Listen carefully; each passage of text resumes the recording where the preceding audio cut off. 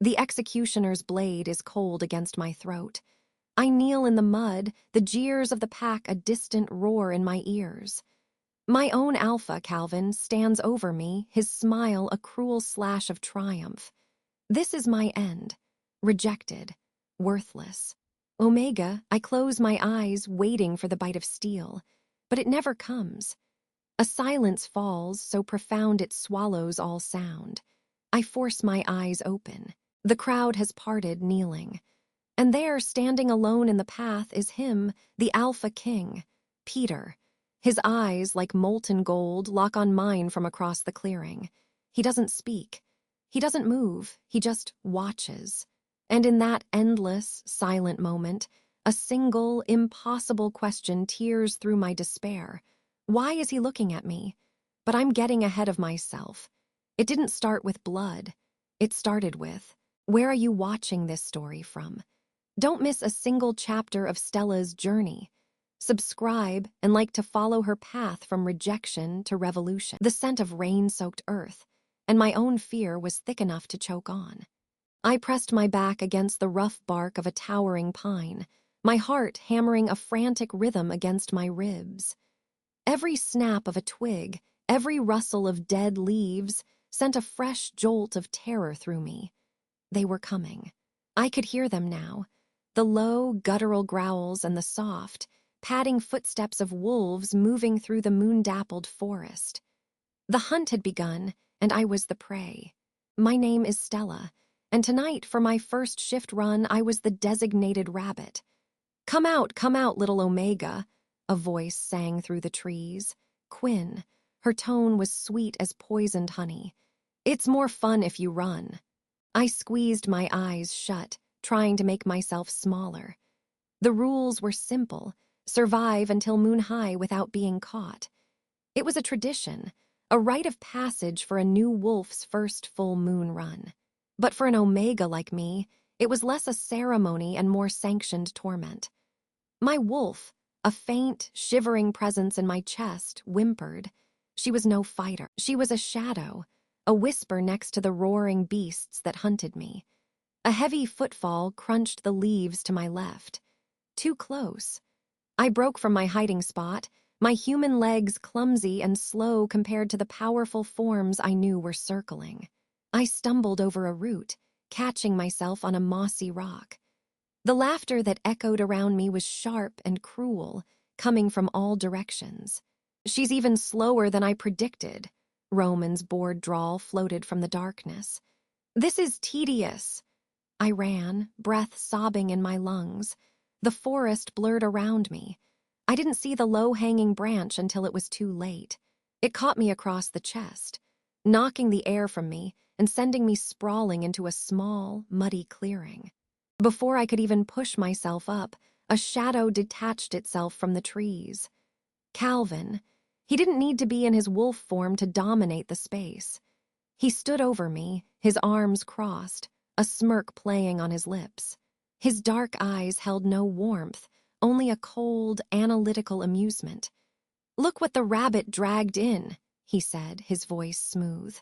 Or rather, tripped over. Quinn and Roman emerged behind him, their human faces lit by the sliver of moon.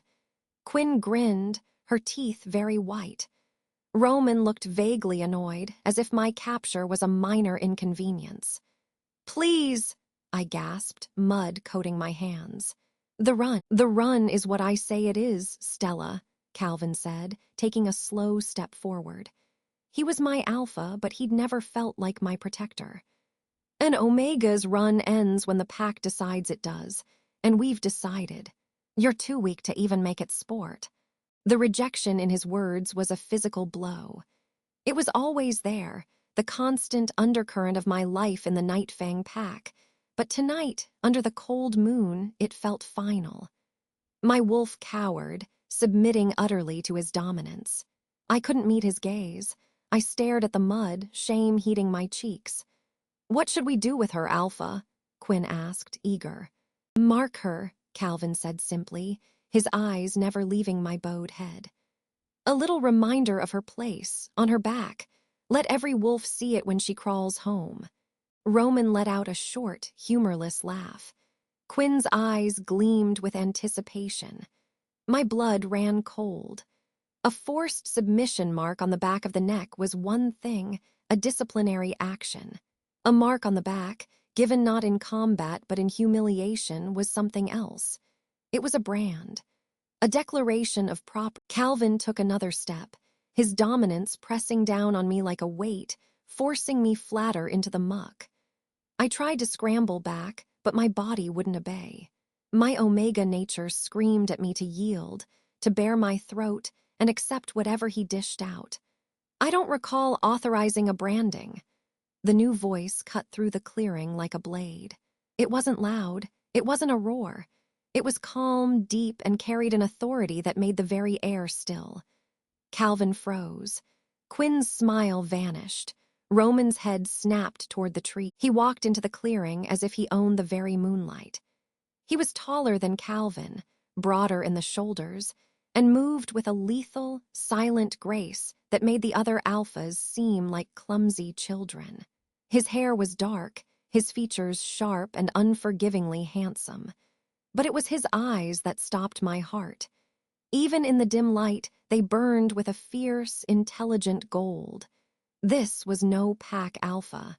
This was the Alpha King, Peter. His gaze swept over Quinn and Roman, who immediately dropped their eyes and took a step back.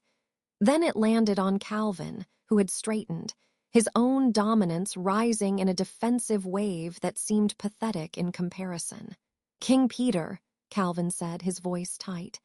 "This is a pack matter, a disciplinary." Peter's eyes finally fell to me, still trembling in the mud. His expression was unreadable. He took in my prone form, the terror on my face, the eager cruelty on Quinn's. That golden gaze lingered on me for a heartbeat too long, and a strange, electric current shot down my spine. Not fear, something else, something terrifying and discipline, Peter repeated, the word flat. "It looks like a hunt. It smells like a hunt." His eyes flicked back to Calvin. "It looks like 3 of my strongest wolves terrorizing the weakest member of their pack for entertainment. Explain to me how that upholds the law." Calvin's jaw tightened. "She is an Omega. She needs to learn her role." "I am familiar with the role of an Omega," Peter interrupted, his voice dropping a dangerous octave. "I am also familiar with the role of an Alpha. It is to protect, to guide, not to brutalize." He took a single step forward, and Calvin actually retreated. "Your leadership is being noted, Calvin of the Nightfang, and it is found." The silence that followed was absolute. No one breathed. The king had just publicly undermined a pack alpha. For me, a rejected Omega he'd never met. Peter's attention returned to me. The command was quiet, but it brooked no argument. My body, freed from Calvin's crushing dominance by Peter's overwhelming presence, finally obeyed. I pushed myself to my knees, then shakily to my feet, avoiding everyone's eyes, especially his. "I could go back to the pack house, Stella," he said, and the sound of my name in his deep voice sent another inexplicable shiver through me. "Your run is over." It was a dismissal, a mercy. I didn't need to be told twice. I turned and stumbled toward the tree line, my legs weak. "As for you 3, I heard Peter say, his voice now cold enough to freeze the marrow, "you will return to the gathering, you will sit, and you will be silent. We will discuss the meaning of strength later." I didn't look back. I ran, not from hunters now, but from the intensity of those gold eyes and the seismic shift his appearance had caused. I reached the edge of the woods, the lights of the distant pack house twinkling. I slowed, gulping in air, my mind reeling. Why would the Alpha King, a figure of legend who presided over dozens of packs, intervene in a minor, cruel game? Why would he shame a strong alpha like Calvin for a nobody like me? A heavy footfall sounded behind me. I whirled, expecting Calvin, furious and seeking revenge. It was Peter. He had followed me. He stood 10 feet away, a towering silhouette against the dark forest. The moonlight caught the gold in his eyes. He said nothing. He just looked at me, his expression still an enigma, but his gaze was searching, hungry, and utterly focused. My breath hitched. He took one slow, deliberate step toward me. And in the quiet, before he could speak, the wind shifted, carrying his scent to me for the first time. Pine, snow, and something deep, wild, and irrevocably alpha. It didn't repulse my omega instincts. It called to them. His lips parted, and he finally broke the silence. His words not a shout, but a low, resonant vibration that I felt in my soul. "Your wolf," he said, his eyes holding mine captive. "She doesn't whimper for me, Stella. She sings." My world shattered. And as I stood there, frozen under the moon and the king's piercing stare, I heard the distant, furious howl of Calvin from the woods, a promise of vengeance in its tone. The king had marked me with his attention, and I had just become the center of a storm I didn't understand. The Alpha King's words, "Your wolf sings for me," echoed in the silence he left behind, a spell more binding than any chain. But it was the answering howl from the forest, Calvin's raw, vengeful scream, that broke the paralysis in my limbs. That sound promised a death far worse than a branding. I ran, not with purpose, but with the blind, scrabbling panic of a rabbit. The pack house lights, once a taunting symbol of a home that hated me, were now the only beacon.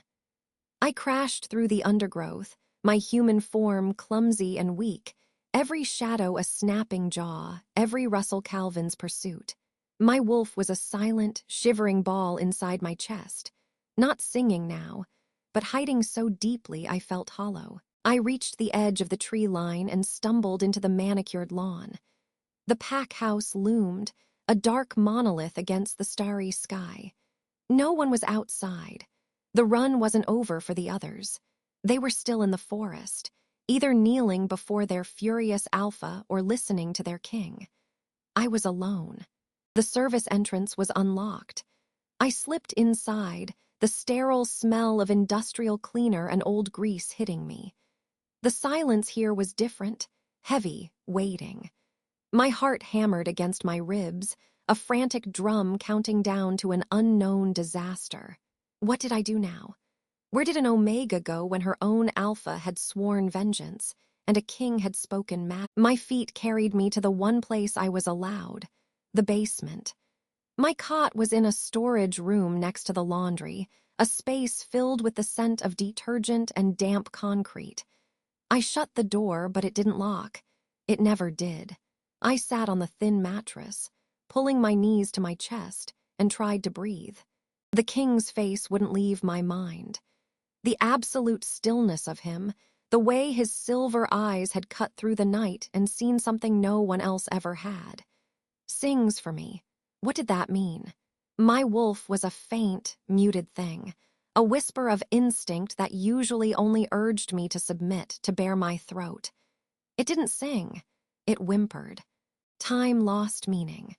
I listened to the old pipes groan and waited for the storm to break. It came not with a roar, but with the shuddering slam of the main house door overhead and the vibration of many boots on the floorboards. They were back. The pack's energy seeped down through the ceiling, a toxic mix of fury, fear, and bewildered excitement.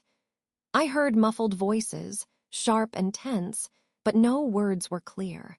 Then a single set of footsteps, heavy and deliberate, approached the basement door. My blood turned to ice. It was him. I knew his tread like I knew my own fear. The door to my storage room swung open, and Alpha Calvin filled the frame. The civilized veneer of his human form did nothing to soften the rage contorting his features. His clothes were muddy from kneeling in the clearing. The scent of wounded pride and violent intent rolled off him in suffocating waves. I slid from the cot to the floor, my forehead pressing to the cold concrete in instant, ingrained submission. My body trembled uncontrollably. "Look at me, Omega." His voice was a low, deadly rasp. I forced my head up but kept my eyes lowered, fixed on his boots. "Eyes on me!" I obeyed. His gaze was a physical blow, full of promised pain. "You," he said, taking a single step into the room, making the space feel like a cage. "You worthless, sniveling creature. You have made a fool of me. In front of my pack. In front of my king." "I'm sorry, Alpha," I whispered, the words automatic and useless. "Sorry," he let out a harsh, humorless laugh. "The king's little pet is sorry." He crouched down suddenly, his face level with mine. I flinched back. "What did you do? What spell did you cast on him?" "A weakling, Omega, and Peter himself intervenes." "He followed you. What did he say to you?" The memory of the king's command in the forest was absolute. "Do not speak of my words." A deeper, more primal instinct than my fear of Calvin locked my jaws. I shook my head, mute. Calvin's hand shot out, gripping my chin with bruising force. "You will answer your Alpha." Tears welled in my eyes from the pain, but I said nothing. Disobeying the king felt like a sure death, but so did disobeying Calvin. In that moment, the king's silent authority felt older. Calvin's eyes widened in disbelief, then narrowed into slits of pure malice. He released my face with a shove that sent me sprawling against the cot frame. "So that's how it is. He's already claimed your loyalty, has he?" He stood, looking down at me like something foul. "You think his few words protect you. He is not here. This is my territory. This is my pack." He paced the small room, his energy crackling. "He shamed me. For you, he said my leadership was lacking." The word was a snarl. "Over a defective Omega, the insult will be answered. But first, the cause of it will be corrected." He stopped pacing and pointed a rigid finger at me. "You are confined to this basement. You will not set foot upstairs. You will not speak to anyone. You will exist only when I summon you to be reminded of your place. The next run will be for you alone, and I promise you, Stella, no king will interrupt it." The sentence was a death warrant, just delayed. The hope that had flickered for a single, mad moment at the king's words was utterly extinguished, smothered by the concrete reality of these walls and Calvin's hatred. "Do you understand?" he bellowed. "Yes, Alpha." He left, slamming the door so hard the frame shook. I heard a key turn in the lock, a new sound. He'd never locked me in before, there'd never been a need. Where would I go? I was trapped. The next 2 days passed in a blur of dread and silence. My world shrank to the laundry room, the storage room, and the small, dirty bathroom down the hall. Food was shoved through a gap at the bottom of the door at irregular intervals, cold scraps, worse than usual. The pack's energy upstairs was a constant, agitated hum. Sometimes I heard Quinn's loud, angry voice, or Roman's. Often, I heard nothing but the heavy, oppressive silence of a pack waiting for its alpha's next move. My wolf was utterly dormant. If it had sung, it was mute now, terrified into complete submission. I replayed the king's intervention over and over. Had it been a whim? A random act of contempt for Calvin that I'd simply been caught in? Your wolf sings for me. It felt like a dream, a hallucination born of terror. On the third night, the silence broke. It wasn't the sound from upstairs. It was from outside. A car engine, smooth and powerful, purred to a stop on the gravel drive. Not the pack's trucks. This sound was foreign, and it carried a weight of authority. My heart, which had settled into a numb, sluggish rhythm, gave a hard, painful thump. I crept to the small, grimy window high on my wall, standing on my cot to peer out. I could just see the corner of the driveway. A long, black car idled there. The back door opened, and a booted foot stepped onto the gravel. Then, the tall, unmistakable form of Alpha King Peter unfolded itself from the vehicle. Moonlight glinted off the silver in his dark hair. He wore a simple black shirt and trousers, but he wore them like armor. He didn't look at the pack house. He simply stood, waiting, as if his presence alone was a summons that must be answered. And it was. The front door of the pack house flew open. Calvin strode out, followed closely by Quinn and Roman. Even from this distance, I could see the stiff, furious set of Calvin's shoulders. He stopped several feet from the king, his posture straining between required respect and seething rebellion. I couldn't hear their words, but the tableau was clear. The sovereign on the territory of the King Peter spoke. His movements were minimal, just a few words. Calvin's head jerked back as if struck. Then, to my utter shock, Calvin turned and pointed directly at my basement. I dropped from the cot, my back against the cold wall, hand clamped over my mouth. He'd pointed at me. The king's gaze followed the gesture. I knew, with a certainty that froze the air in my lungs, that those silver eyes had just found the dirty pane of glass I'd been hiding behind. A moment later, heavy footsteps sounded on the basement stairs. Not the furious, stomping approach of Calvin, but a measured, inevitable tread. A key turned in the lock. The door opened. It wasn't Calvin. It was Roman. His usual bored disdain was replaced by a tight, wary expression. He didn't look at me. Up! The words were not a request. They were a seismic shift. I pushed myself off the floor, my legs weak. Roman stepped aside, not touching me, as if I'd suddenly become something hazardous. I walked out into the basement hall and up the stairs, each step feeling like I was moving against a crushing current. The main house was eerily quiet.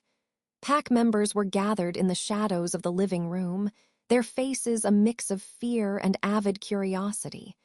They parted as I passed, their eyes wide. I felt like a ghost walking among them. I stepped out the front door into the cool night air. The scene was exactly as I'd seen from the window, but now I was in it. Calvin stood rigid, his fists clenched at his sides, a muscle ticking in his jaw. Quinn looked openly hostile. And King Peter.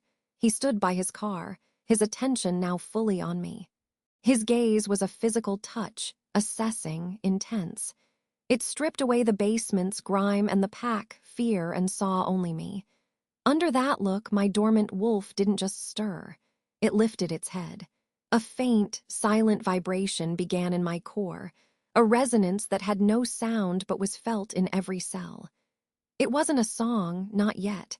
It was a single, plucked string. "Stella," the king said. My name in his voice was a command and a question all at once. I couldn't speak. I could barely breathe. I fell into a deep curtsy, my head bowed, my entire body trembling from the war inside me, the old fear versus this terrifying new pull. "Alpha Calvin has confirmed your status as the Pack Omega," Peter continued, his voice cutting through the night. "He has also confirmed his disciplinary plans for you following the other night's events." Calvin's scent spiked with fury, but he remained. King Peter took a step forward. "An Omega's welfare is a reflection of an Alpha's strength. A pack that breaks its weakest member does not grow. It rots from within." His words were for Calvin, but his eyes never left me. This reflection is now a matter of sovereign concern. He finally turned his head a fraction toward Calvin.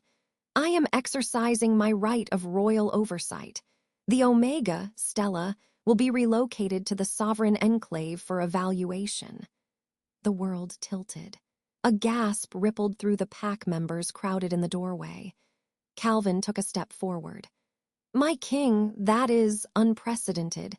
She is Nightfang.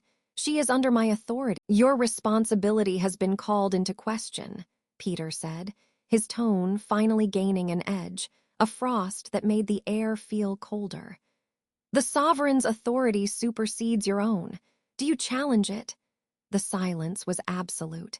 To challenge the king was to demand a fight to the death. Calvin's rage was a palpable heat, but he lowered his head, a submission that screamed with resentment. Peter gave a single, slow nod.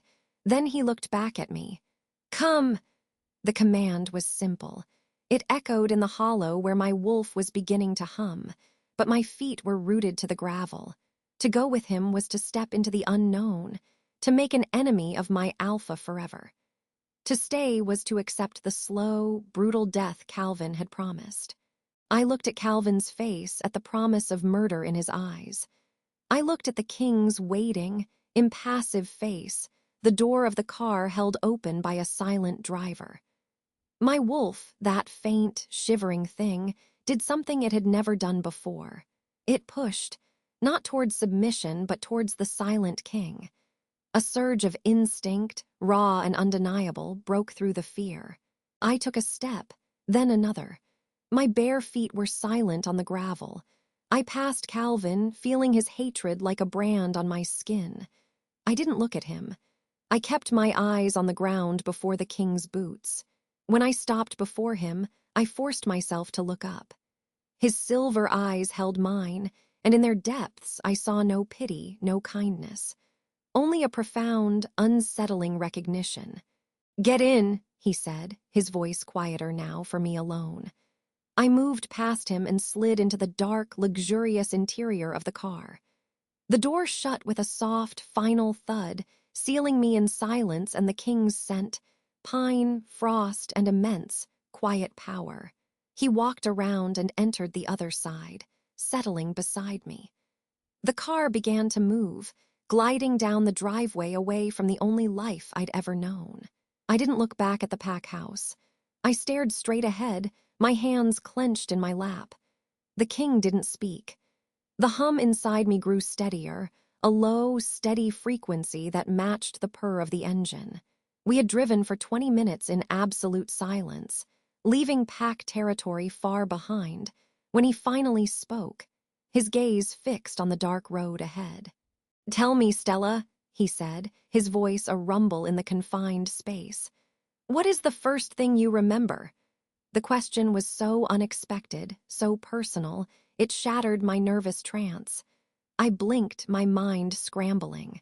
My first memory, my king. I swallowed, thinking back through the years of gray submission. "The laundry," I whispered, almost to myself.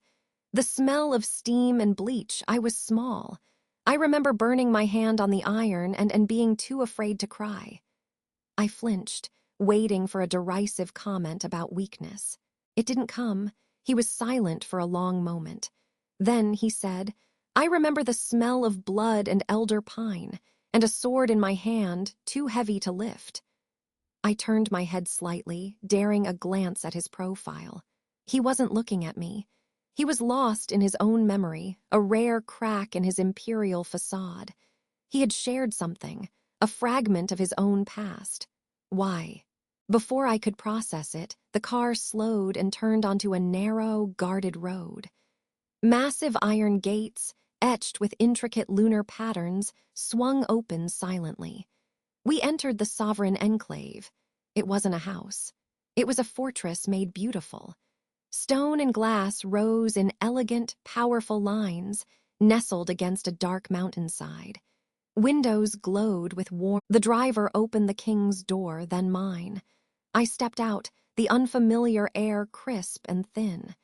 King Peter came to stand beside me, looking up at his domain. "This is the seat of the sovereign. You are safe here from his vengeance." Safe. The word was foreign. I was in the lion's den, but the lion had, thus far, only looked at me with unsettling curiosity. He led me inside. The interior was vast, echoing, stunningly austere. A few staff members moved quietly in the distance, bowing their heads as he passed. He didn't stop until we reached a set of doors on a higher floor. He pushed them open, revealing a suite of rooms, a sitting area, a bedroom, a bathroom. It was larger than the entire Nightfang basement. The windows looked out over a moon. "These are your quarters," he said, standing in the doorway. My quarters. The concept was absurd. "My king, I don't understand. Why am I here?" He finally turned that full, penetrating gaze on me again. "Because your wolf is not weak, Stella. It is caged, and it called to me from inside its prison." He took a step closer, and the hum inside me crescendoed into a quiet, internal whine.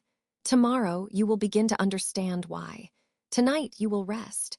No one will harm you here. That is my command. He turned to leave, then paused, glancing back. The memory of the iron, he said, as if continuing our earlier conversation. A first memory of pain and silenced fear. His eyes held a dark, unfathomable knowledge. It is no wonder. He left, closing the door behind him. I stood alone in the center of the beautiful, silent room, the king's cryptic words wrapping around me. He hadn't brought me here for punishment or out of mere pity. He'd brought me here for a reason he saw in my wolf, a reason I couldn't comprehend. Exhaustion, deeper than bone, finally swept over me. I moved to the window, looking down into the secluded garden. A figure stood there, looking up at my window, illuminated by a shaft of moonlight. It was King Peter. He wasn't retiring. He was standing, and as I watched, a massive, shadow-gray wolf, larger than any I had ever seen, stepped from the tree line into the garden beside him. It was the king's beast, a creature of silent power and grace. It lifted its head, and its glowing silver eyes met mine through the glass. Then it did what no dominant wolf ever did to an omega. It lowered its head, not in submission, but in a slow, deliberate acknowledgement. Inside me, my own wolf, for the first time in my life, did not cower. It howled. The echo of my wolf's silent howl still vibrated in my bones as the king turned and vanished into the dark of the garden. I stood frozen at the glass door, my breath fogging the pain, until the immense shadow of his wolf was swallowed by the night. He had heard it. He had to have heard it. I stumbled back from the door, the plush carpet feeling alien under my bare feet. The room was a beautiful cage filled with silent luxury. A cage, he'd said, but not of his making. My wolf caged. The concept was so foreign it felt like a lie, a cruel joke. Yet the tremor that had become a howl, that was new. That was real. Sleep was impossible. I paced, my mind a whirlwind of Calvin's snarled threats and Peter's silent intensity. The king's words replayed on a loop. Your wolf is not weak. She is caged. What did that even mean? How could something born broken be imprisoned? I was an omega. My role was to be soft, to yield, to absorb the pack's aggression. That was my cage. The whole world was my cage. A soft knock at the inner door just after dawn made me jump. It wasn't the king. The energy was different, muted. I opened it to find a young woman in simple, neat clothing, her eyes respectfully downcast. She carried a tray. "For you, miss," she said, her voice barely a whisper. She placed the tray on a table, fresh fruit, warm bread, tea. The aroma was dizzying. In the basement, my meals had been cold scraps pushed under the door. "Thank you," I managed, my own voice rusty. She nodded, still not looking at me directly. "The king requests your presence in the West Library at your convenience this morning." She hesitated, then added, "There are clothes in the wardrobe. Please make use of them." Then she was gone, leaving me alone with the food and the terrifying invitation. The wardrobe held simple, elegant dresses and soft trousers and tunics, all in neutral colors, all perfectly sized. No rough, handed-down linens, no scent of pack rejection clinging to the fibers. I chose a gray dress, the fabric whispering against my skin like a sea. Finding the West Library was a journey through silent, sunlit majesty. The sovereign enclave was all soaring stone arches and intricate metalwork, windows framing the fierce mountains. I saw no one, but I felt watched. Not with malice, but with a profound, unsettling awareness. The library doors were vast slabs of dark wood, already open. Inside, sunlight streamed through high windows, illuminating swirling dust motes and endless shelves. And there, at a large table strewn with maps and old, he wasn't in regal finery, just a dark shirt and trousers. He looked more like a scholar than a sovereign, his brow furrowed in concentration. He didn't look up as I hovered in the doorway. "Come in, Stella." I flinched at the sound of my name in his deep, calm voice. I entered, the silence of the room pressing on my ears. I stopped a safe distance from the table, my hands clasped tightly in front of me, the instinct to kneel warring with a new, fragile thread of something else. Finally, he set down his pen and looked at me. His gaze was as assessing as it had been in the forest, but the moonlight madness was gone, replaced by a sharp daylight clarity. "You rested?" he asked. It was such a mundane question. "The room is very comfortable. Thank you." The words felt inadequate. "It is yours for as long as you require it." He leaned back, studying me. "Your wolf is quieter today, subdued, but the cage door rattled last night, did it not?" Heat rushed to my cheeks. So he had heard. "I don't understand what that was." "You will." He gestured to a chair opposite him. "Sit, we need to discuss what you are." I moved slowly, perching on the edge of the seat. "I know what I am, an Omega of the Nightfang Pack." The last part tasted like ash. "You are an Omega by designation, not by nature," he stated, as if commenting on the weather. "Your submissive posture, your faint aura, your perceived weakness, it is a shield. A brilliantly constructed one, forged in childhood to ensure survival." I stared at him. He tapped a finger on the table. "Nightfang records show you were found, a pup of perhaps 4, wandering the northern borderlands after a rogue attack on a traveling group. No pack affiliation, no surviving kin. You were mute, terrified, and your wolf was undetectable. Calvin, then a rising beta, saw a perfect, powerless Omega to bolster his pack's hierarchy. He never questioned why a pup's wolf was so..." My breath hitched. I remembered fragments. Cold, the smell of smoke and iron, a woman's scream cut short, then nothing but gray fear until the Nightfang borders. "What are you saying?" "I am saying your wolf did not hide because she was weak. She hid because she was a target. And she has been hiding so long, she has forgotten how to be anything else. The cage is of her own making and yours to keep something powerful from being seen." A laugh, brittle and sharp, escaped me. "Powerful, you saw me in that clearing. I was kneeling in the mud. I was nothing." "You were singing," he corrected, his voice dropping. "A song of such profound, wounded power that it cut through miles of territory and political noise to reach me. I was at the seat, Stella. I felt your despair like a blade in my own chest. I followed it. No Omega's submission has ever called a king from his throne." The world tilted. The memory of that moment, the crushing hopelessness, the final, silent cry flooded back. I had felt something tear inside me just before the howls stopped. I thought it was my soul breaking. He was saying it was a beacon. "Why?" The question was a plea. "Why would it call to you?" "That," he said, a shadow passing over his face, "is what we must discover. And what Calvin, in his brutish ignorance, must never learn. He believes he is hunting a weakling.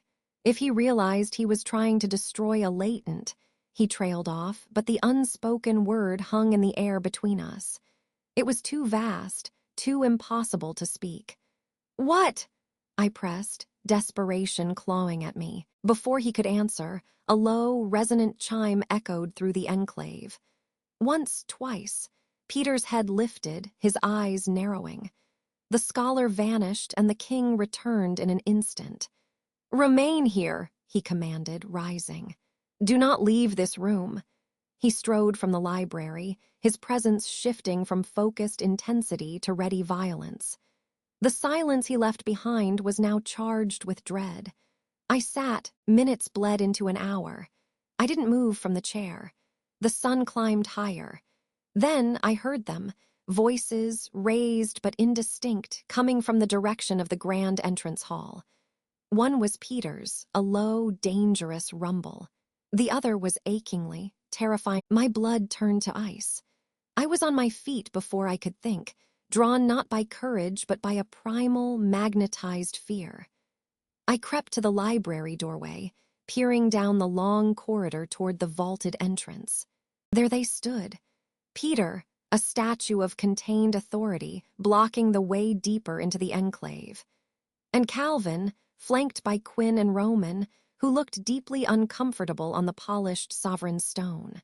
Calvin's face, merely a concerned alpha, my king, Calvin was saying, his voice slick with false deference. The well-being of any Nightfang member is my responsibility. I've come to check on Stella's adjustment and to discuss her return. The pack is unsettled. The pack's unrest is a product of your leadership, not her absence, Peter replied, his tone leaving no room for argument. Your concern is noted and dismissed. The Omega is under royal oversight. Calvin's jaw tightened. For how long? She is my pack member. A family that hunts its own. Peter took a single step forward. The air pressure in the hall seemed to drop. Quinn and Roman took an involuntary step back. You have no claim here, Calvin. You forfeited it in the clearing. Leave, now. The command was absolute, woven with alpha power that made my knees tremble even from a distance. Calvin actually swayed, his own dominance buckling under the sovereign will. Rage and humiliation warred on his face. He'd come to assert control, to remind everyone, especially me, where I belonged, and he was being ejected like a trespasser. His eyes, burning with hatred, swept. I froze, a rabbit in a snare. A vicious, triumphant smile split his face. He had seen me. He knew I was watching. Of course, my king, Calvin said, his voice suddenly smooth again, though his eyes remained glued to me, promising death. We abide by your wisdom. But remember, even the strongest cages can be opened from the outside, and every wolf eventually returns to its terror. With a last, lingering look that felt like a physical brand, he turned and stalked out, his betas following. The great doors thudded shut behind them. I slumped against the doorframe, my heart hammering against my ribs. Peter didn't move for a long moment, staring at the closed doors as if he could see Calvin's retreating back through them. Then he turned and walked back toward me. His expression was grim. He will not let this go, I whispered as he drew near. No, Peter agreed. He will not, which is why your training begins today. Training. Your wolf knows how to hide. She must now remember how to fight. He stopped before me. The call you sent was one of pure instinct. We must reach the power behind that instinct. We must teach you to open the cage door yourself, before Calvin or anyone else tries to break it open and claim what's inside. The rest of the day passed in a blur of terrifying new concepts. There was no physical training, no shifting.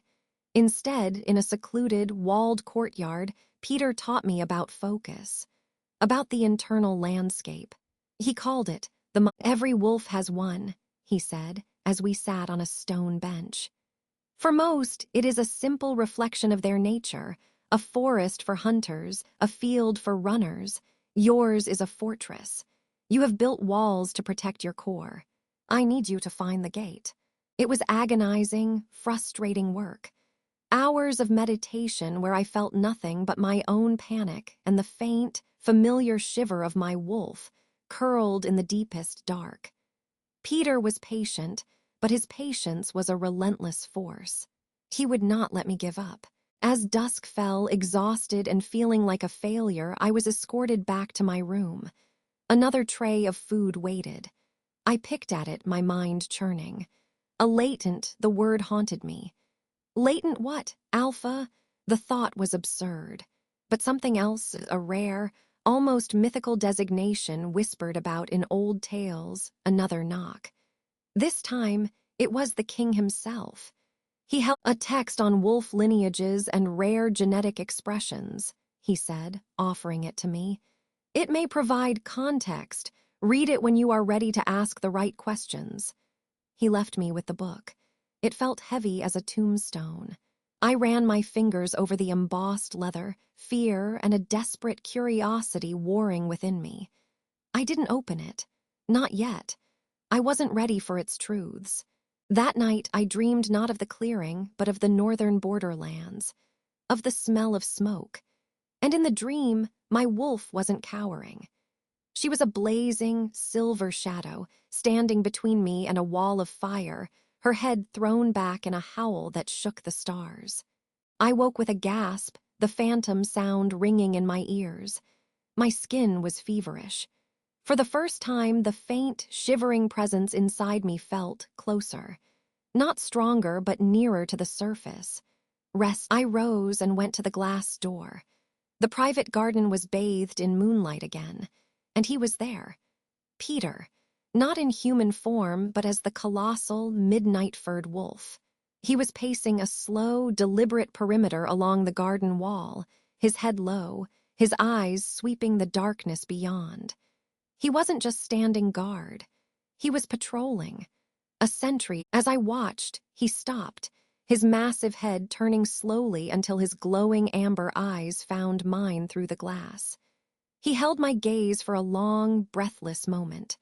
Then he dipped his head in a slow, deliberate nod. It wasn't a greeting. It was an acknowledgement, a signal. My heart slammed against my ribs. I looked down at my hands, which were trembling, but not with fear, with a strange building pressure, a resonance. I looked back at the Wolf King, then at the ancient book sitting on my bedside table. The cage door wasn't just rattling. It was beginning to strain against its hinges. And the howl building in my chest was no longer one of despair, but of answer. I woke with the phantom scent of pine and blood in my nose, my heart hammering against my ribs. The dream, the memory, had been so vivid. The feeling of my wolf, no longer a faint shiver in the depths, but a restless, pacing presence just beneath my skin, lingered like a new limb. I lay in the enormous bed, the silken sheets alien against my calloused skin, and stared at the ornate ceiling.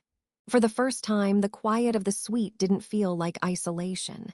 It felt like anticipation. He was out there. I could feel him, a steady, silent pressure in the air, like the calm before a storm. A soft knock preceded the entrance of the silent maid with my breakfast tray. She placed it on the table, gave a shallow bow, and left without a word. Next to the porcelain teapot was a single, folded note. My name was written on the front in a sharp, decisive script I already recognized. The courtyard, 1 hour, where something you can move in. No signature was needed. The command was absolute, yet it sent a thrill through me that was entirely separate from fear. This was training. This was the beginning of whatever Peter saw locked inside me. I ate quickly, my body humming with a nervous energy I hadn't known since I was a pup. Rummaging through the wardrobe, I found simple linen trousers and a soft tunic. They fit perfectly. Another unsettling reminder of the king. When I stepped into the walled courtyard an hour later, he was already there. Peter stood in the center of the sun-dappled space, his back to me, looking up at the sliver of sky between the high walls. He wore no royal regalia, just dark, functional clothes that emphasized the lean power of his frame. He didn't turn as I approached, but I knew he was aware of my every step. "You slept," he stated, still gazing upward. "I had a dream," I admitted, stopping a few paces away. Finally, he turned. His gold-flecked eyes swept over me, assessing, missing nothing. "Good, dreams are the mind's way of sorting. Of remembering, your wolf is stirring. I can smell it on you." The casual intimacy of the statement made my cheeks. "Today you stand still," he said, a faint, almost imperceptible curve at the corner of his mouth. "And you listen, not to me, to her. To the part of you that has been silent for so long, she's forgotten how to speak in words." He guided me to a flat, smooth stone set into the earth. "Sit, close your eyes, breathe. And when you are ready, I want you to go back. Not to the forest with Calvin. Go back to the place inside you, the fortress you showed me. I obeyed, settling onto the cool stone. Closing my eyes, the world narrowed to the sound of my own breath, the distant cry of a hawk, and the overwhelming, quiet awareness of Peter's presence nearby. I focused inward, seeking that dark, fortified structure from our first mental touch. It was harder to find in the daylight, with my conscious mind fighting for control. I felt foolish, sitting there pretending to see what— Stop trying to see it. His voice cut through my frustration, low and steady. Feel it. Is the ground beneath it stone or soil? Is the air around it cold or warm? I let out a shaky breath and released the need for a visual. Instead, I reached for the sensation. A deep, pervasive cold seeped into my awareness. The air was stale, unmoving, and beneath me, not stone, but something hard and unyielding and deeply buried. Ice. The foundation of my internal prison was ice. Ice, I whispered aloud. I heard him shift his weight. Good. It took longer. The structure was vast and featureless in my perception, a monolith of sheer, dark will. But eventually I found it not a door, but a seamless, frozen seam in the wall. I pressed my mental self against it. It was immovable. I can't open it, I said, a thread of the old despair winding through my voice. You are not trying to open it today, Peter said, his tone leaving no room for argument. You are simply acknowledging it is there. You are introducing yourself to the part of you that built it. Tell her you are here, that you are ready to listen. The instruction was so simple, yet it felt more vulnerable than kneeling in the mud. I turned my focus to the silent, frozen fortress, and with a trembling inner voice I barely recognized, I spoke to the shadow inside. I'm here. I'm listening. Nothing happened. No great surge of power, no burst of memory. Just the same cold, silent wall. But for a fleeting second, the constant, low-grade panic that had been my companion for years eased. Just a fraction. As if a held breath had been gently released. I opened my eyes. The sun had moved. More than an hour must have passed. Peter was sitting on a low bench a few feet away, watching me with an unnerving intensity. She heard you, he said simply. He stood and offered a hand. I took it, letting him pull me to my feet. His grip was firm, warm, and he held it a moment longer than necessary. That is enough for today. Your mind is a muscle. It will ache. Rest. Read the book I gave you. We continue tomorrow. The days fell into a strange, new rhythm. Each morning, the note would come. Each day, we would meet in the courtyard. The exercises evolved with a slow, deliberate pace. Standing still became moving through slow, deliberate forms, not fighting stances, but flows of motion meant to connect body and spirit. Your wolf is not a separate thing you summon, Peter would say, his voice she is in the bend of your knee, the roll of your shoulder. The mental journeys into my mind's territory grew longer, more detailed. I learned the texture of the icy walls, the sound of the silent wind that howled around its spires. I sat before the frozen seam every day and announced my presence. And slowly, so slowly I almost didn't notice, the cold began to feel less hostile. It was a deep chill, yes, but one that held a familiar, sleeping energy. I devoured the ancient book on wolf lineages. The text was dense, speaking of bloodlines thought extinct, of wolves born with affinities not just for the moon, but for elements, for memory, for healing. One passage, about a lineage known as the winter frost, made my skin prickle. They were described as guardians of ancestral memory, their power lying dormant until triggered by their signature was a wolf of pure white with eyes like frozen starlight, and a strength that manifested not in brute force, but in an unbreakable will and a connection to the deep, old magics of the earth. The last known winter frost was recorded as having perished in a rogue attack over 18 years ago. I would look up from the brittle pages, my heart thundering, and stare out at the private garden. Peter's wolf was always there at night, a massive, dark sentinel. But now I didn't just see a guard. I felt the pull. A resonance, like two notes tuned to the same frequency, separated by a thick wall. One night, standing at the window, I pressed my palm to the cool glass. In the garden, the great black wolf lifted its head and looked directly at me. Not at the window. At me. A soft, understanding woof of air fogged the glass from my side. The change in routine came a week later. The note that morning was different. The armory, now. A different kind of tension coiled in my stomach. The armory was a vast, vault-like room deep in the enclave's lower levels. Racks of weapons gleamed under cold electric light. Swords, axes, spears, things of brutal, beautiful efficiency.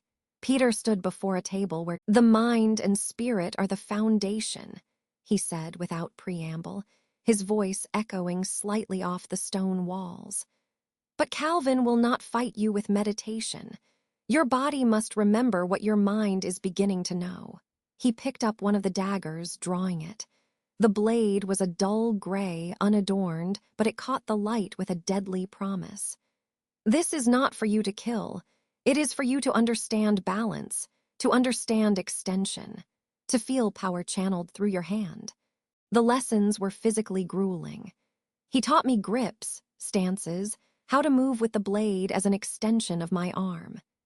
He was a relentless but patient instructor, correcting my form with a touch that was always clinical. Yet each point of contact, his hand on my wrist to adjust an angle, his fingers on my shoulder to square my stance, seared itself into my awareness. I was constantly attuned to him, to his proximity, to the low timbre of his instructions. It was confusing, this tangled knot of fear, gratitude, and a growing, magnetic pull I had no name for. "You are thinking too much," he chided during one session, after I'd fumbled a simple parry for the third time. "Your body knows, your wolf knows, let them." Frustrated, I closed my eyes for a second, trying to shut out my racing thoughts. I focused on the feel of the dagger's hilt in my palm, the solid ground under my feet, and the steady, powerful presence of the alpha in front of me. I didn't try to see the fortress. I just let go. When I opened my eyes and executed the parry, the movement was fluid, sharper. The clash of our practice blades rang with a clearer note. Peter went very still. He didn't praise me. He just looked at me, his gaze so intense it felt like a physical touch. "Again," he commanded, his voice husky. We sparred in earnest then, a rapid, clattering dance across the stone floor. I wasn't skilled, but I was no longer clumsy. I was reacting, a deep, instinctual part of me rising to meet his controlled attacks.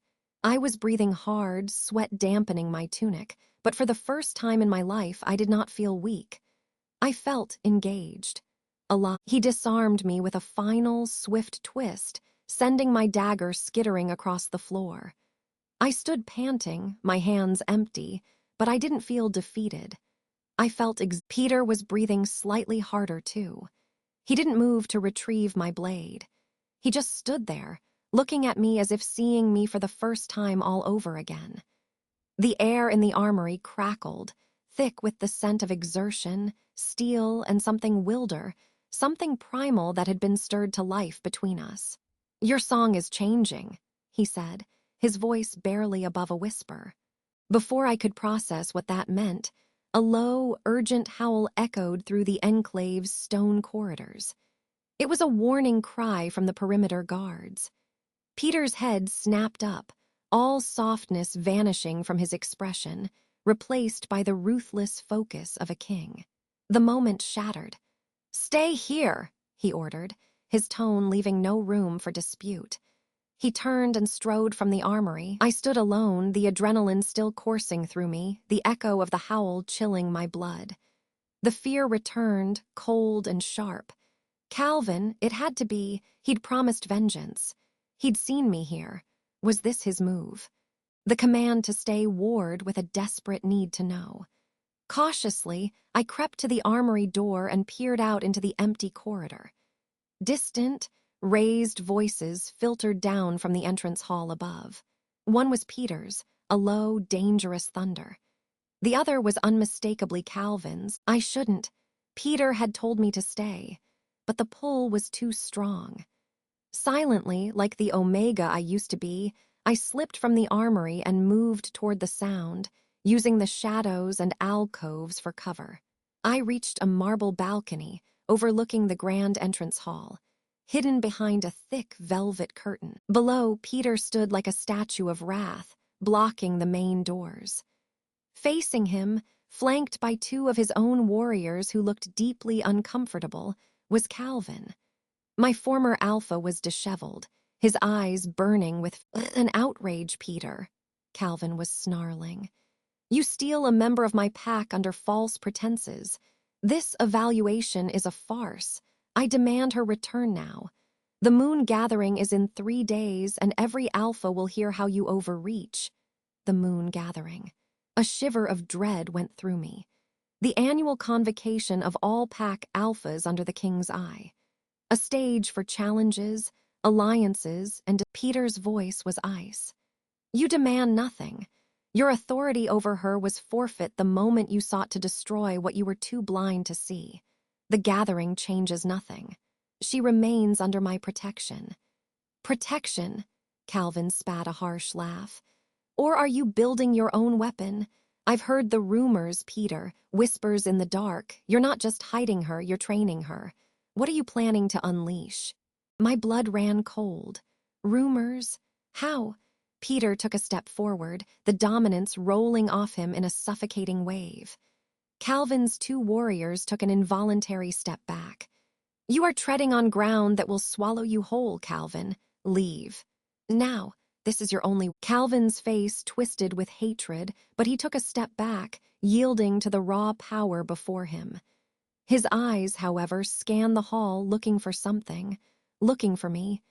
This isn't over, he hissed.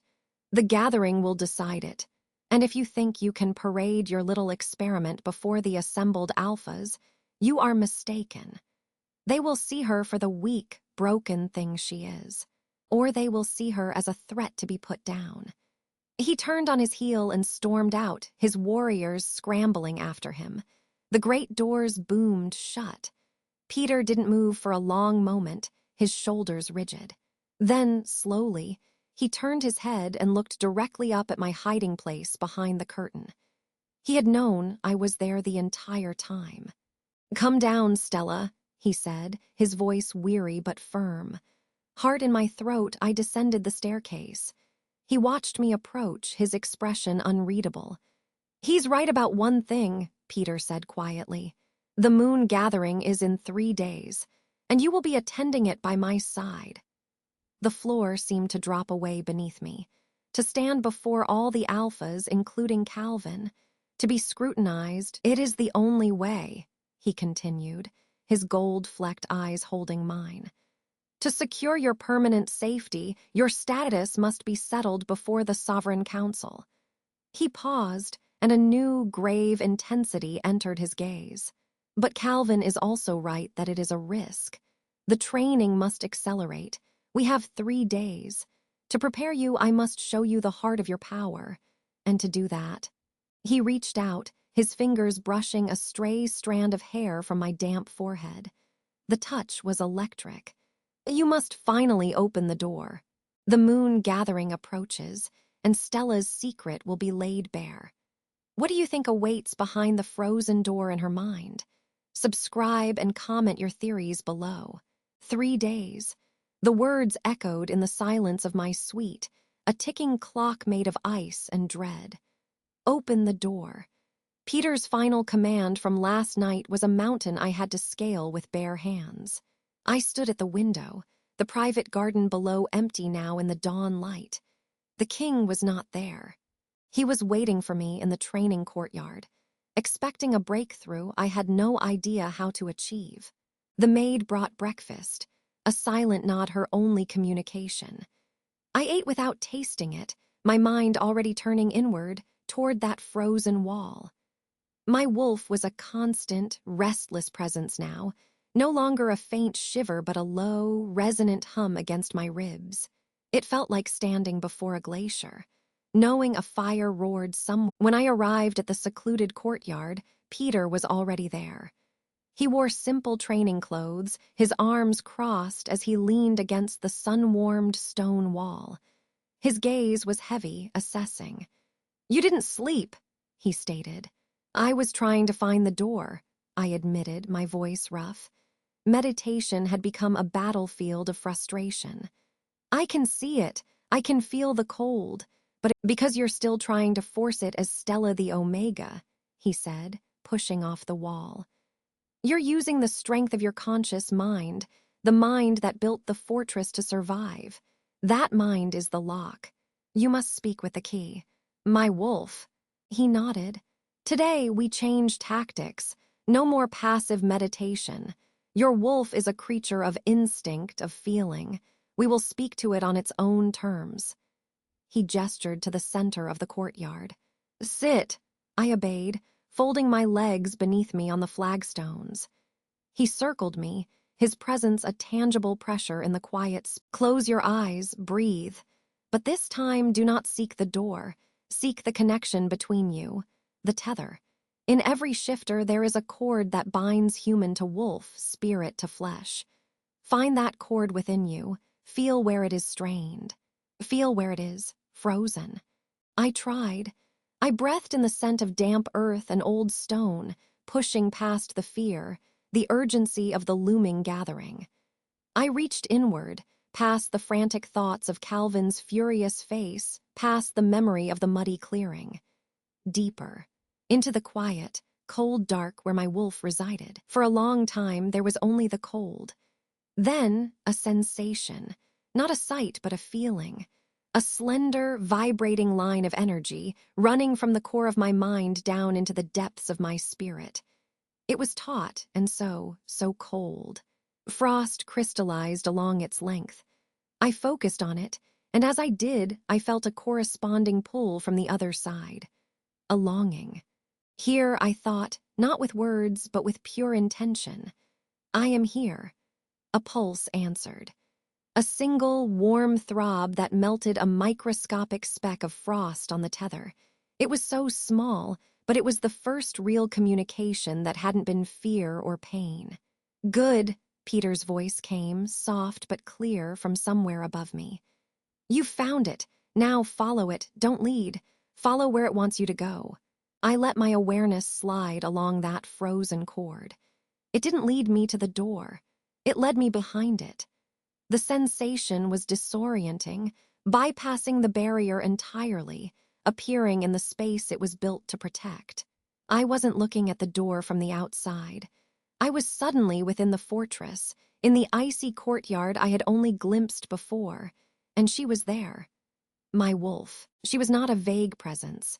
She was massive, her fur the color of a winter sky at twilight, silver and deep blue. She lay curled, but her head was up, luminous blue eyes watching me.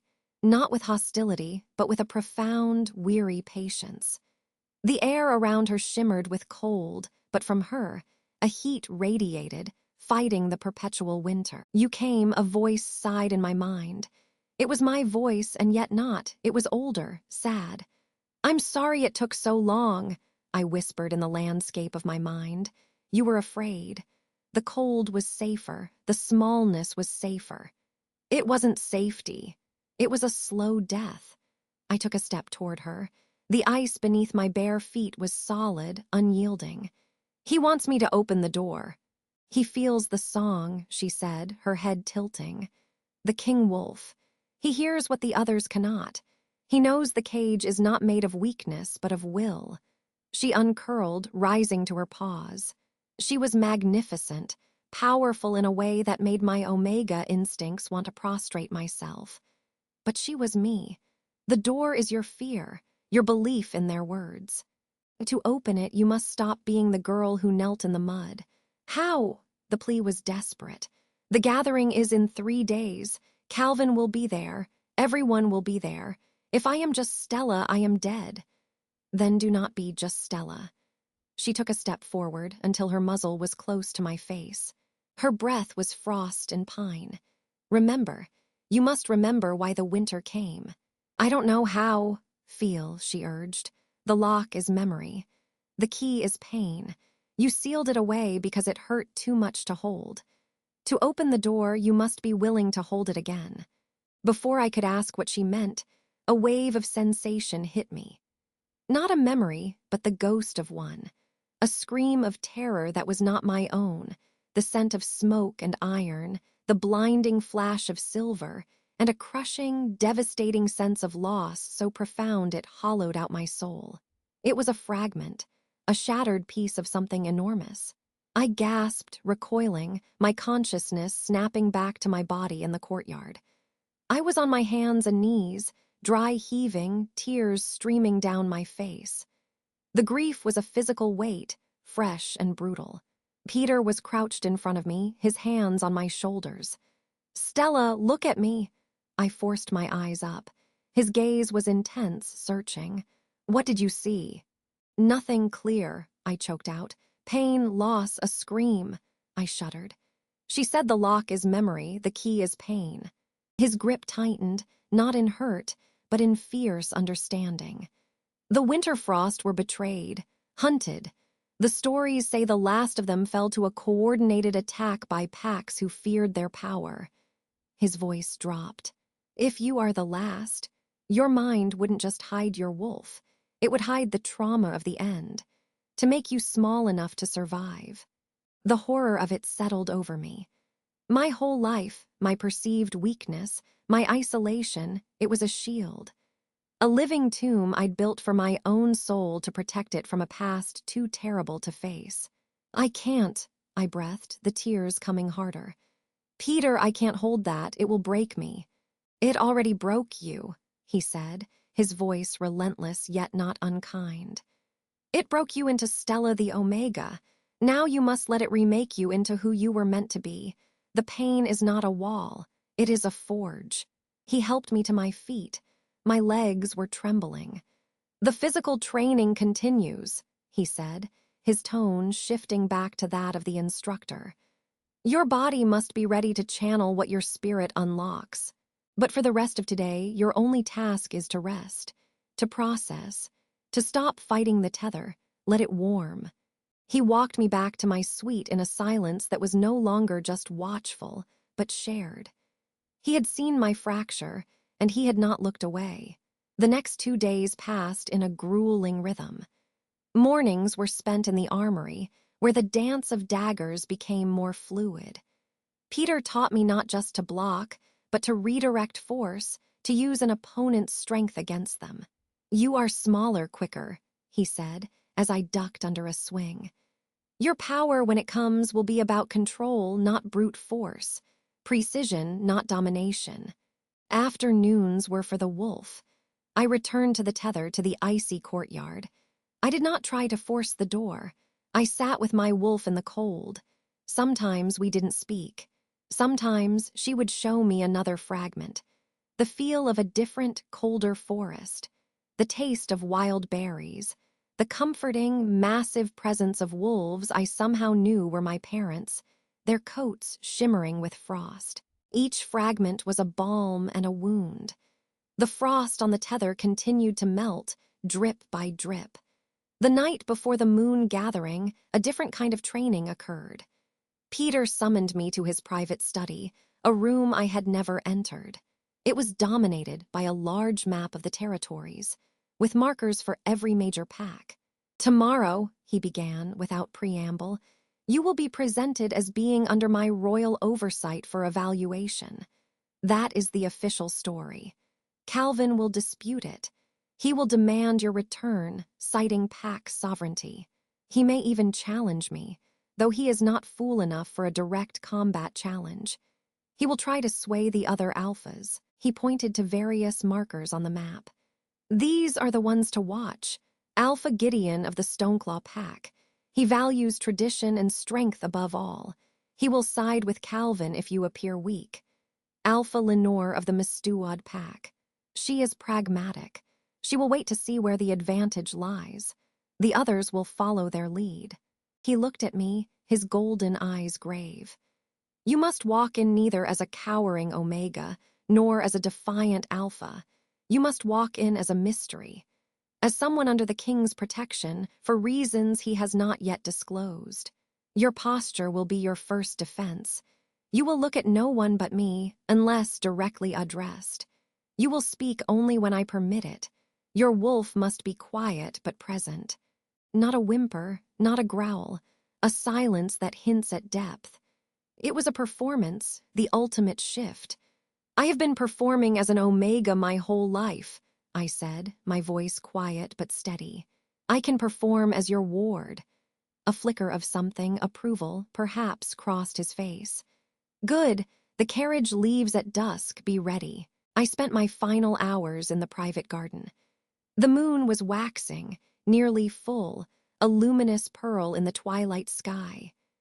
My wolf was restless, the thaw within me a constant, unsettling trickle of sensation and half-memory.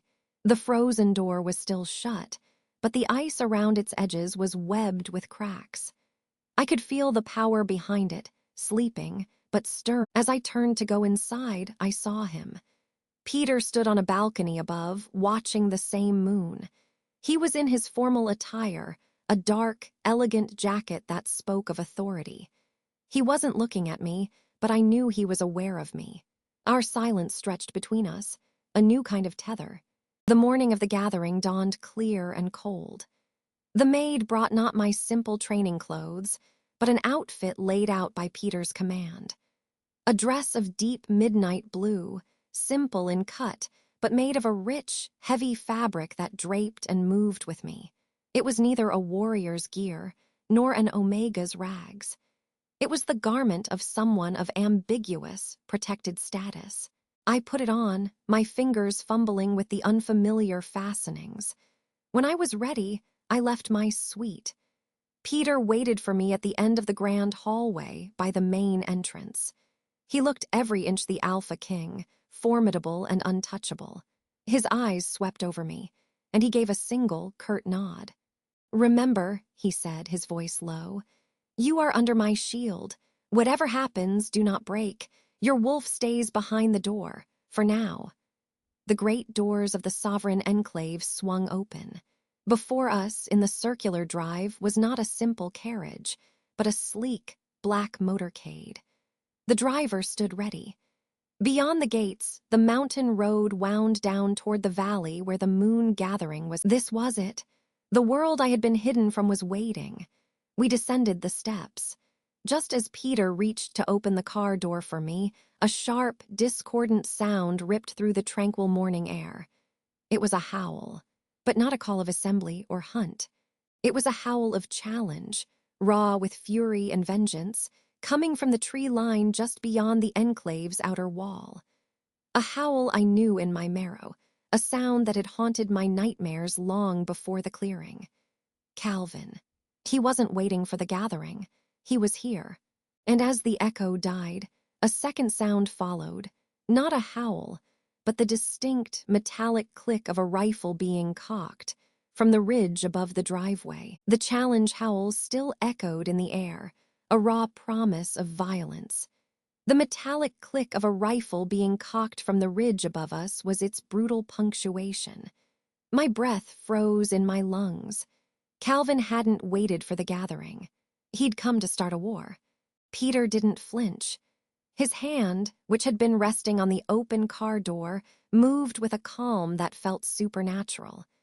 In one fluid motion, he pushed me down, my back hitting the cold leather of the seat. "Stay down," he commanded, his voice not a shout but an absolute law. Then he was gone, the car door slamming shut.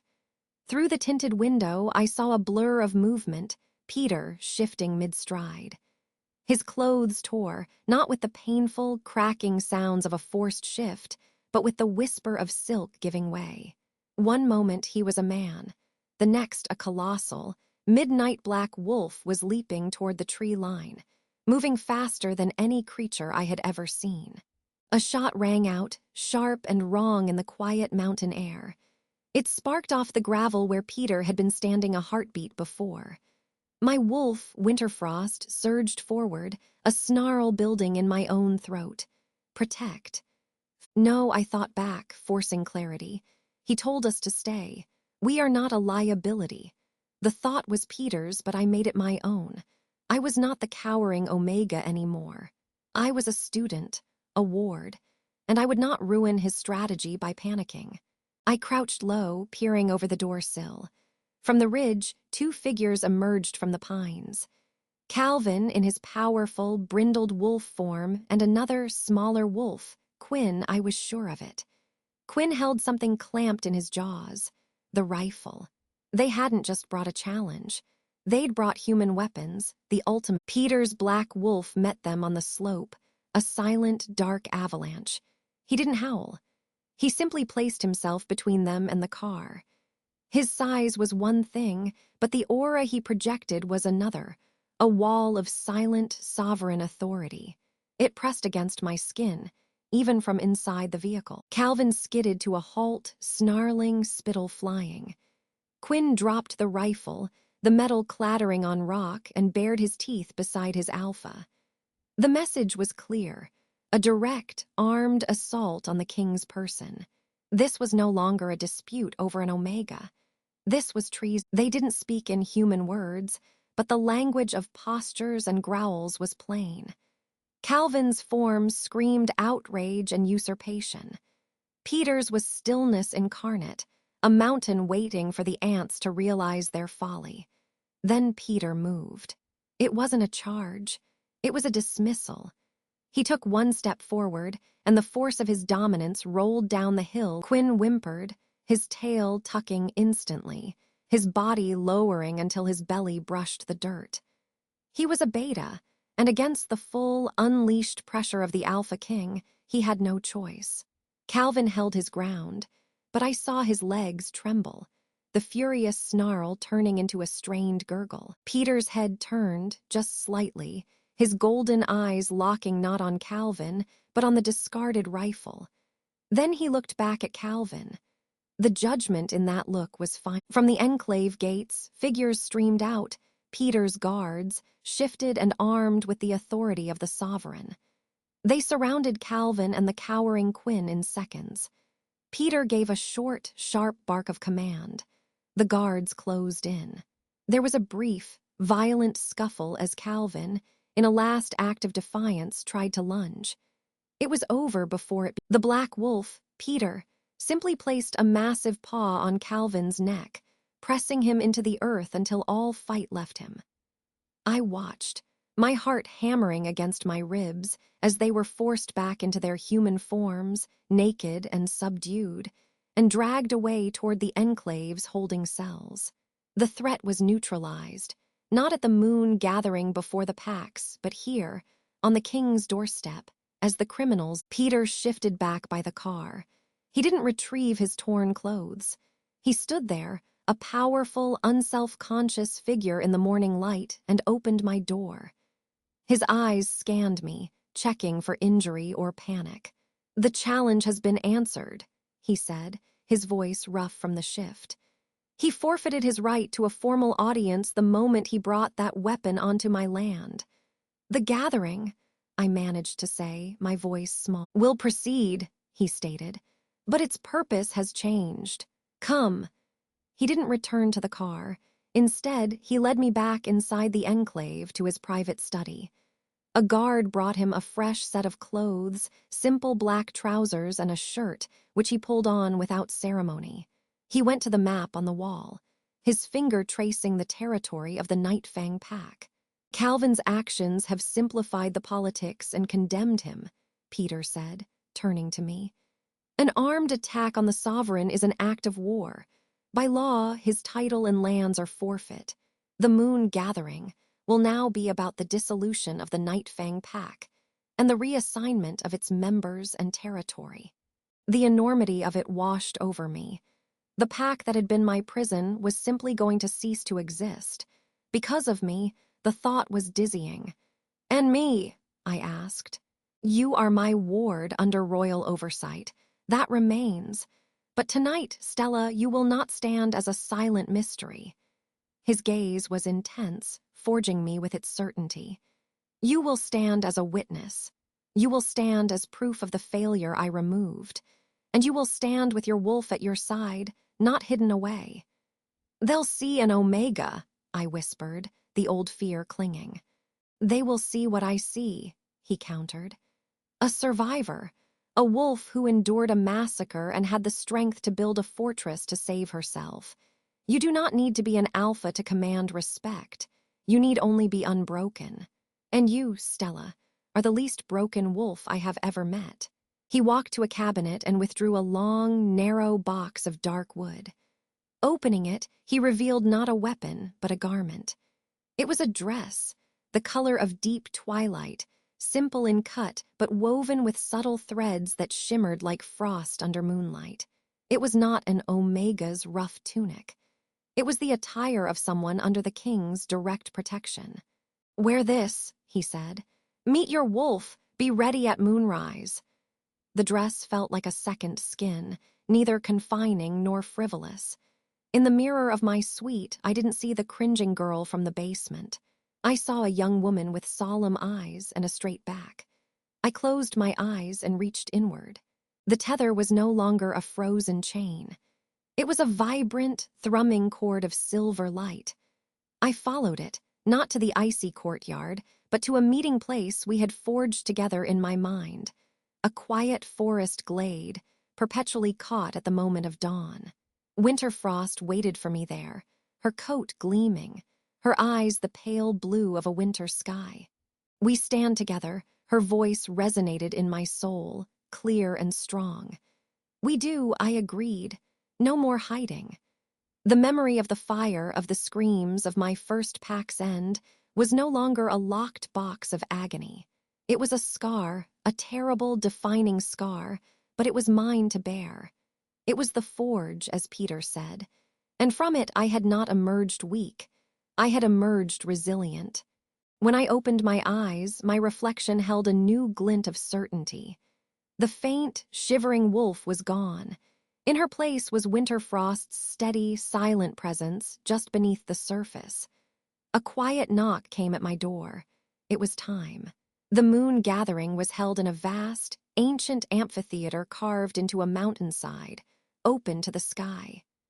The full moon hung, a massive silver coin, bathing the stone in cold light. Representatives from every pack filled the tiers, alphas, betas, warriors. I felt hundreds of eyes upon me as I followed Peter into the central arena. Whispers slithered through the crowd like snakes. Peter led me to a stone dais. He did not sit on the ornate alpha throne there. He stood before it, and he motioned for me to stand beside him. The act sent a fresh wave of murmurs through the crowd. I kept my eyes forward, my hands clasped loosely in front of me, feeling Winter Frost's calm strength steadying my breath. The proceedings began. The charges against Calvin were read. Cruelty to a pack member, dereliction of duty, and finally, the attempted armed assault on the Alpha King. The evidence was undeniable. His fate was sealed, permanent exile, his wolf bound by sovereign decree, a fate worse than death. The Nightfang Pack was dissolved. Its members would be interviewed and assigned. Then Alpha Gideon of the Stoneclaw Pack stood, his broad face skeptical. "Justice is served, my king," he boomed. But this rearrangement started with the Omega. His eyes, sharp as flint, landed on me. "Why? What is so special about a broken wolf that you would upend tradition?" All eyes turned to me. This was the moment. Peter did not speak for me. He simply looked at me, his expression unreadable, and gave a slight, almost imperceptible nod. I took a small step forward. My heart was a drum, but my voice did not shake. "I am not broken." The silence was absolute. "I was the sole survivor of the Whiteville Pack massacre, 12 years ago," I said, the words I had never spoken aloud now ringing clear in the night air. "My wolf, to save us from the trauma, locked the memory and our power away. I presented as an omega to survive. Alpha Calvin saw only weakness to be exploited. King Peter, I said, glancing at him, saw a fortress that had succeeded in its purpose. I let my gaze travel over the stunned faces. I am not an alpha. I do not seek a pack. But I am a witness to what happens when strength is confused with cruelty and tradition is used as a weapon. My value is not in my rank. It is in my survival. And that the king chose to protect. I didn't say more. I didn't need to. I had given them the truth. Let them make of it what they would. Alpha Lenore of Mistuad studied me, her expression calculating. She saw not a political piece, but a statement, Peter's statement. She nodded slowly once and remained seated. The challenge was over. The question had been answered. The gathering moved on to the reassignments. I stood silently beside Peter, a living testament to his judgment. The weight of the stares changed, gradually. From curiosity and disdain, they shifted to a wary, grudging respect. I had not dominated them with force. I had disarmed them with truth. As the moon began its descent, the formal business concluded. We left the dais, the whispers now behind us. The night air outside the amphitheater was cool and clean. His car waited, but he paused, looking up at the stars. "What happens now?" I asked. The future was a vast, unknown territory. "Now," he said, turning his golden eyes on me, "you choose. The royal oversight remains. You may stay at the enclave, continue your training, and define what strength means for yourself, free of any pack. Or, when you are ready, I will grant you the territory of the former Nightfang lands to build something new if you wish it." The offer was staggering. Freedom, true freedom, not as an omega, but as herself. "I would like to stay," I said, the decision feeling right in my soul. "To learn, to understand what Winterfrost and I can become." A faint, approving smile touched his lips. "Then welcome home." He opened the car door for me. As I slid inside, I took one last look at the moonlit mountains. The forest where I had knelt in the mud, waiting for death, was out there somewhere. But here, now, in the quiet company of the king who saw a song in a silent wolf, I was not kneeling. I was standing. And for the first time in my remembered life, I was free. Thank you for journeying with Stella through her transformation. If this tale of resilience and hidden strength resonated with you, please share it with fellow readers who enjoy stories of reclaiming one's power.